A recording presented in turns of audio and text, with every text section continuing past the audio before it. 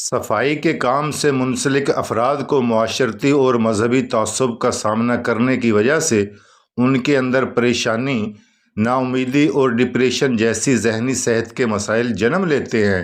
ان مسائل کے حل اور سینیٹری ورکرز بہتری کے لیے اقدامات کیے جانے چاہیے۔ میڈیا، تعلیمی اداروں اور سوشل میڈیا پلیٹ فارم کے ذریعے معاشرتی اور مذہبی تعصبات کے خلاف شعور پیدا کیا جائے۔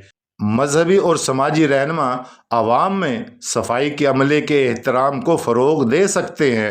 مذہبی تعلیمات میں انسانوں کی برابری اور تمام پیشوں کی عزت کے اصولوں کو اجاگر کیا جائے۔ سینیٹری ورکر کو باقاعدہ ذہنی صحت کے پروگراموں تک رسائی دی جائے تاکہ وہ اپنے تناؤ، پریشانی اور ڈپریشن کا مقابلہ کر سکے۔ حکومتی سطح پر یا غیر سرکاری تنظیموں کے ذریعے نفسیاتی مدد فراہم کی جا سکتی ہے۔ ذہنی تناؤ کو کم کرنے کے لیے مختلف مشقوں جیسے مراقبہ، ذہنی سکون کی تکنیکوں اور ذہنی صحت کی ورکشاپ کا اہتمام کیا جا سکتا ہے۔ سینیٹری ورکر کے کام کی جگہ کو محفوظ اور صحت مند بنایا جائے۔ حفاظتی آلات، آرام کے وقفے اور صحت کی سہولیات فراہم کرنے سے ان کی جسمانی اور ذہنی حالت بہتر ہو سکتی ہے۔ صفائی کے عملے کو ان کی محنت کا مناسب معاوضہ دیا جائے اور صحت کی سہولیات جیسے طبی انشورنس، سوشل سیکورٹی فراہم کی جائے تاکہ ان کے مالی اور جذباتی فلاح میں بہتری ہو۔ حکومت کو سخت قوانین متعارف کرانے چاہیے تاکہ صفائی کے عملے کے ساتھ امتیازی سلوک کرنے والوں کے خلاف کارروائی کی جا سکے۔ السلام علیکم۔ وعلیکم السلام جی۔ محمود بھائی، کیا حال ہے آپ کا؟ شکر ہے بھائی، شکر ہے خدا تعالیٰ کا۔ کتنے بچے ہیں آپ کے؟ 5 بچے ہیں، 4 بیٹیاں اور 1 بیٹا ہے۔ پڑھ رہے ہیں؟ ہاں جی، پڑھتے ہیں۔ اچھا، یہ کام کرتے ہوئے کتنا عرصہ ہو گیا آپ کو؟ تقریباً 17-18 سال ہو گئے۔ 17-18 سال۔ اچھا، میں آپ سے پوچھنا چاہتا ہوں، آپ یہ ہمارا گھروں کا کوڑا گند جو ہمیں اسلام کہتا ہے کہ صفائی نصف ایمان ہے، لیکن ہم اس کو اٹھا کے دوسروں کے گھروں کے باہر ڈال دیتے ہیں، آپ اس کو اٹھا کے لے کے جاتے ہیں، معاشرے کا رویہ کیسا ہوتا ہے آپ کے ساتھ؟ کوئی حال پوچھتا ہے آپ کا؟ بس حال کیا پوچھنا ہے، کچھ ایسے لوگ بھی ہیں جو سلام لینا گوارا نہیں کرتے۔ اچھا، تو تکلیف ہوتی ہے کہ یار یہ میں کام کر رہا ہوں، نہ کرتا تو میں نہ کرتا تو اور کوئی کرتا، کرنا تو پڑے گا، ٹھیک ہے نا۔ گزارا ہو جاتا ہے جو تنخواہ ملتی ہے آپ کو؟ بس مالک کا کرم ہے، وہی سب کچھ کرنے والا ہے۔ اچھا، بس وہی انسان کا ہر لحاظ سے گزارا کراتا ہے۔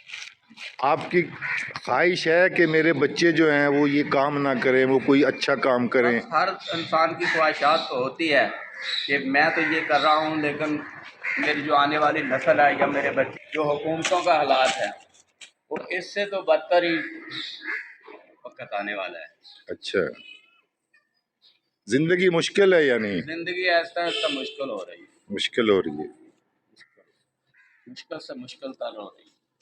اچھا، کوئی پیغام دینا چاہیں گے آپ کہ کیا کیا جائے ایسے لوگوں کے لیے، آپ جیسے جو بھائی ہیں جو یہ کام کرتے ہیں، ہمارا گند کوڑا اٹھا کے لے کے جاتے ہیں، ہمیں کیا کرنا چاہیے؟ کس طرح کا آپ کے ساتھ تعاون پیار کرنا چاہیے؟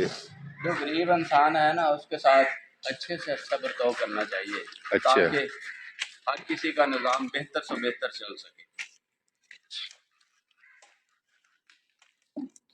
میرے ایک بھائی ہے، اس کی کسی ڈپارٹمنٹ میں کام کرتا تھا، وہ کسی کی جگہ کام کرتا تھا، اس کی اپنی نوکری نہیں تھی۔ ہاں، چھوٹے بھائی کی جو نوکری کرتا تھا نا، چھوٹا بھائی، وہ کسی کی نوکری کر رہا تھا، اس نے تقریباً 1 سال پہلے ریٹائرمنٹ ہی لے لی۔ اچھا، ٹھیک ہے نا۔ اس کے بعد میرا بھائی کھلی محنت مزدوری کرتا تھا، وہ کسی گاؤں میں جا رہا تھا کام کے لیے، وہ ایکسیڈنٹ ہوا، اس کی لات کٹ گئی۔ اچھا، ٹھیک ہے نا۔ اب وہ تقریباً 1 سال سے بے روزگار بیٹھا ہے، اپنے چارپائی پہ بیٹھا ہے۔ بس کسی کو رحم آ جائے اور اس کی ٹانگ لگوا دے۔ ٹانگ لگوا دے اس کی؟ ہاں جی، ٹانگ لگوانی ہے۔ اچھا، میرے پاس اتنی ہمت نہیں ہے کہ میں اپنے بھائی کی اپنی جیب سے ٹانگ لگوا سکوں۔ ناظرین، یہ جو ہیں یہ ہمارے معاشرے کا حصہ ہیں، ہمارے بھائی ہیں. یہ ہمارا کوڑا کرکٹ اٹھا کے لے کے جاتے ہیں گلیوں میں. ہماری بھی ذمہ داری ہے، معاشرے کی ذمہ داری ہے، گورنمنٹ کی ذمہ داری ہے کہ ان کو زیادہ سے زیادہ سہولیات دی جائیں، ان کے بچوں کا خیال رکھا جائے، انہیں اعلیٰ تعلیم دلوائی جائے تاکہ مستقبل میں وہ بھی یہ کام کرنے پہ مجبور نہ ہوں کہ جو کام ان کا باپ ان کا والد کرتا رہا وہ بھی یہی کام کریں. آج اگر گورنمنٹ، معاشرہ ان کو اچھی سہولیات دیتا ہے، ان کا خیال رکھتا ہے، تو وہ بچے جو ہمارے اپنے بچے ہیں، معاشرے کے بچے ہیں، ہم سب کی ذمہ داری ہے کہ ان کے لیے سہولیات مہیا کی جائے.